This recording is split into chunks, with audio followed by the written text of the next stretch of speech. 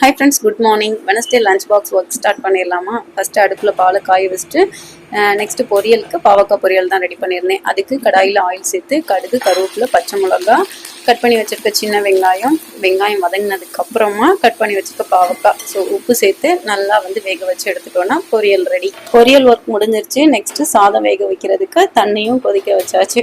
இன்னைக்கு லஞ்ச் பாக்ஸுக்கு தக்காளி வதக்கி சாதத்தோட கிளறி தான் கொடுக்க போறேன். அதனால நெக்ஸ்ட் அதுக்கான ஒர்க்லாம் ஸ்டார்ட் பண்ணியாச்சு. தக்காளி வதக்குறதுக்கு இன்னைக்கு அயன் கடாய் தான் எடுத்துருக்கேன். இதுல கொஞ்சமா ஆயில் சேர்த்து கடுகு, கருவேப்பிலை, கட் பண்ணி வச்சுக்க 2 பெரிய வெங்காயம் நல்லா வதங்கினதுக்கு அப்புறமா கட் பண்ணி வச்சிருக்க நாட்டு தக்காளி சேர்த்துட்டு இது கூட உப்பு, மஞ்சள் தூள் சேர்த்து லைட்டாக தண்ணி தெளித்து மூடி வச்சு ஒரு 3 to 4 மினிட்ஸ் வேக வச்சு எடுத்துட்டா போதும். தக்காளி நல்லா மசிஞ்சு வெந்துடும்.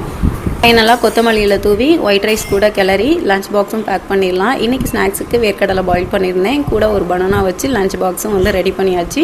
நாளைக்கு வேறு ஒரு லஞ்ச் பாக்ஸ் ரெசிபியில் பார்க்கலாம்.